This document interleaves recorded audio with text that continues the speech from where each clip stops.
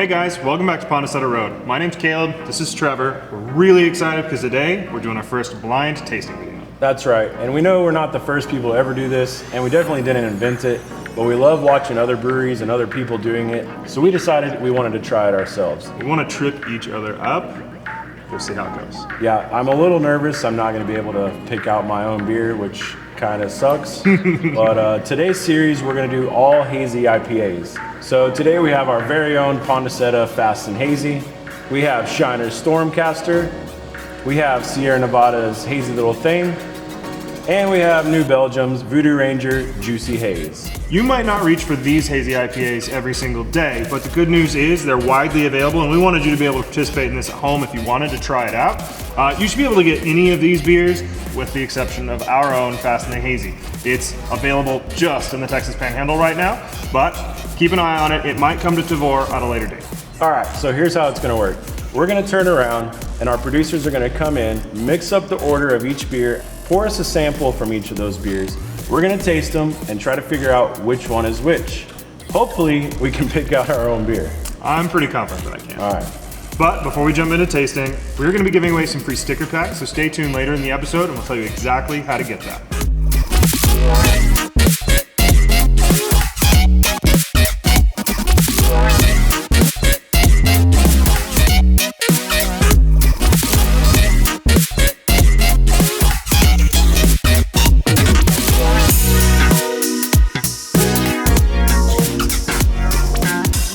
So our team just mixed these up, poured us samples, and we're ready to taste. But let's talk about how do you taste?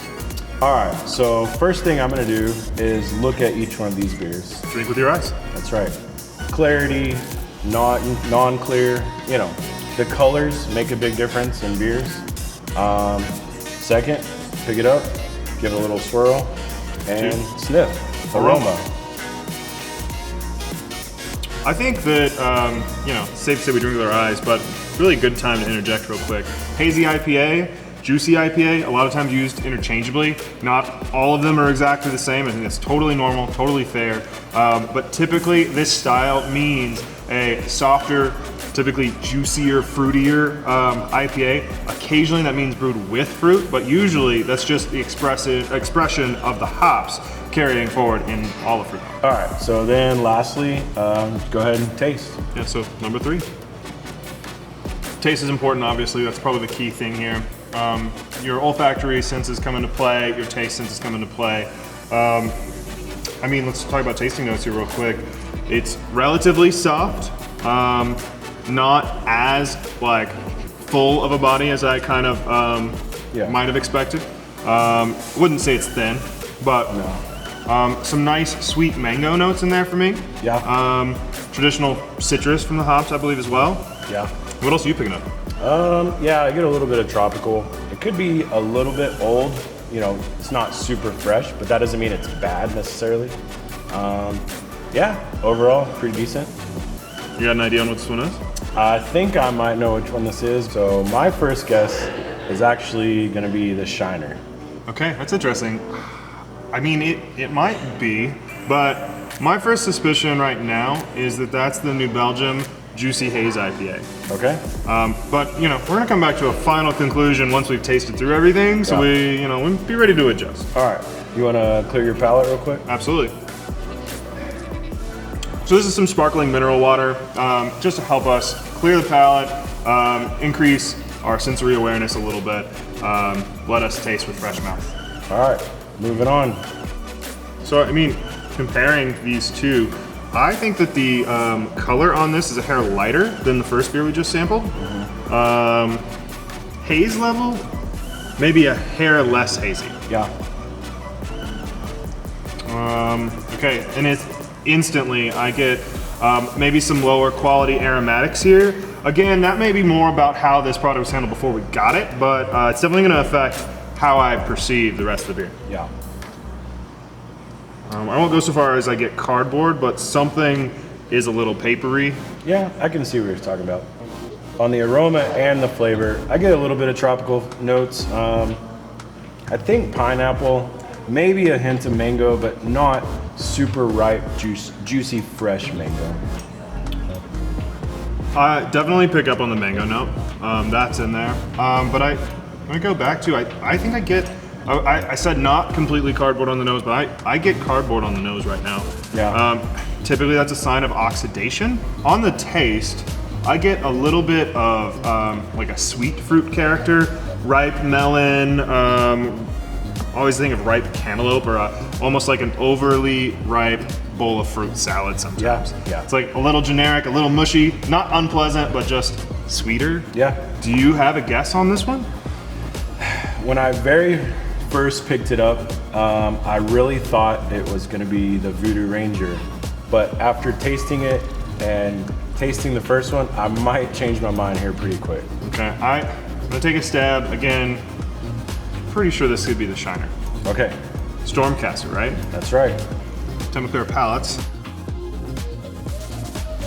All right, beer number 3. Number 3. I think just it's want to go ahead and call. It's safe to say, from where I'm sitting right now, this is absolutely the fascinating. I think beyond a shadow of a doubt, just from visual appearance, we think this is fascinating.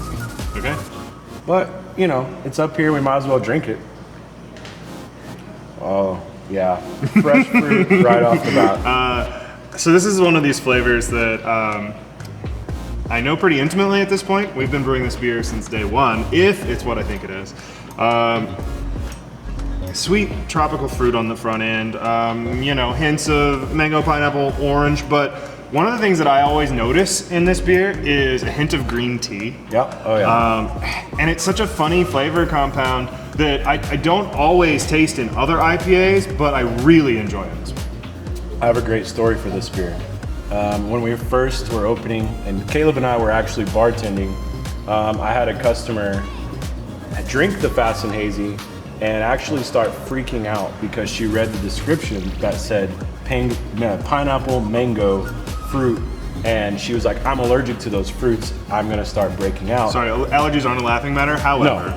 And I assured her that it was all derived from the hops. And she said, well, how do you know? And I said, well, because I brewed it. And so then she was at ease and she loved the beer. So Oh, that's a great story. If we're wrong on that one, then we should probably just give up.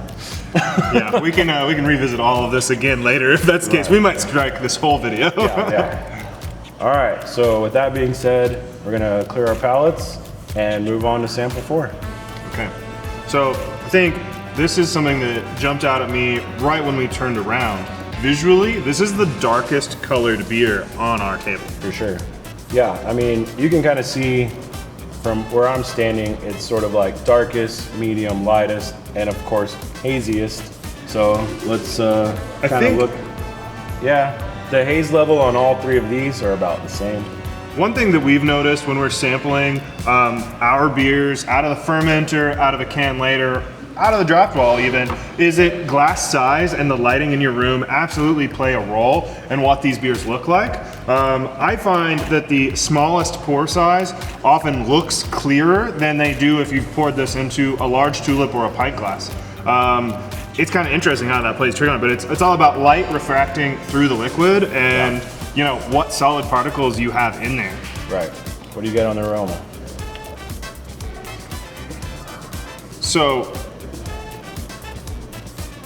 I get sort of like a candied grapefruit. Okay. I don't think that this smells as fresh as it probably does at other times. Yeah. And that's not to say it smells bad. It just doesn't smell to me like we got a fresh can right off the line. And let's face it, sometimes when you operate a brewery, you get a little spoiled with fresh beer. Yeah, that's exactly what I was gonna say. We're super picky, and any IPA that's older than 3 months, we consider it not as fresh as we prefer to drink. 3 months, 3 weeks sometimes. Yeah, exactly. You know, IPAs definitely hold up to time in terms of safe to drink, just like every other beer. They're not going to spoil or anything like that. And I know we've probably all heard some of the lore around IPA and its history. However, it's also one of the beers that's most affected by all of its conditions around it. So heat, oxidation. It's one of those things that, like, you're gonna see change because there's so many volatile compounds coming from the hops. That's what we're trying to impart in the beer when we're making, you know, a fresh IPA. Exactly. All right, give it a taste. Tell me what you think.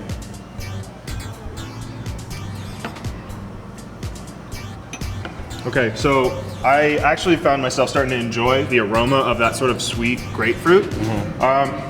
Don't find it in the taste in the same way, do you? No, I actually don't. This tastes to me like maybe a little bit more alcohol. Yeah, I can see that for sure. And not to say that I get any, alcohol burn, not like taking a shot of vodka or anything like that. It's just, you can tell there's a little bit almost of warmth or substance behind it. Yeah. I think I'm ready to make a guess, and then I want to taste back through. I don't know how you feel, but What are you thinking on this one?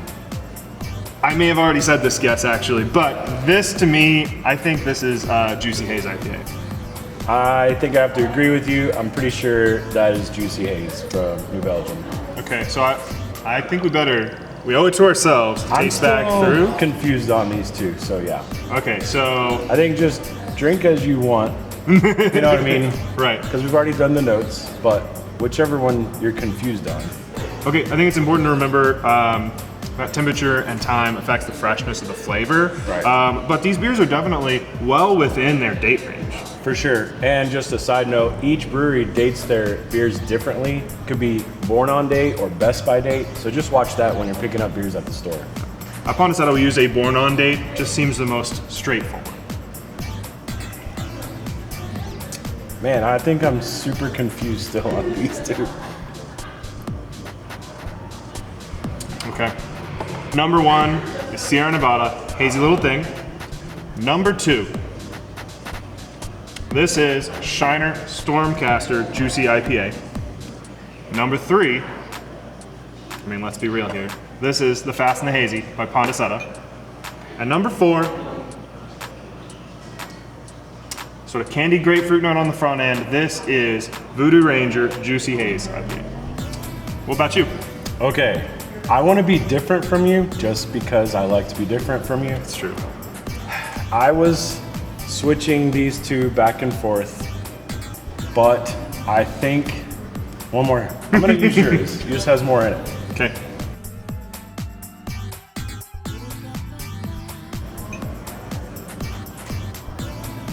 Okay, I think on aroma alone is what decides for me. I think Hazy Little Thing, Stormcaster, Voodoo Ranger, no, I'm just kidding. Fast and Hazy, Voodoo Ranger, Juicy Haze. You're trying to be contrarian, but I really wanted to switch these up about 500 times, but final answer, click it in. you chose exactly what I chose. And I know. just want to take credit for choosing it first. Well, okay, next episode, I'm gonna choose first. I think it's only fair that our team tells us how we did. Let's get a reveal. What do you say? I'm tired of waiting. I wanna know what we drank. Brett, what was number 1? Number 1 was Sierra Nevada Hazy Little Thing IPA. Yes! Number 2 was New Belgium Voodoo Ranger Juicy Haze IPA. I told you! Number 3 is Pondaseta The Fast and the Hazy.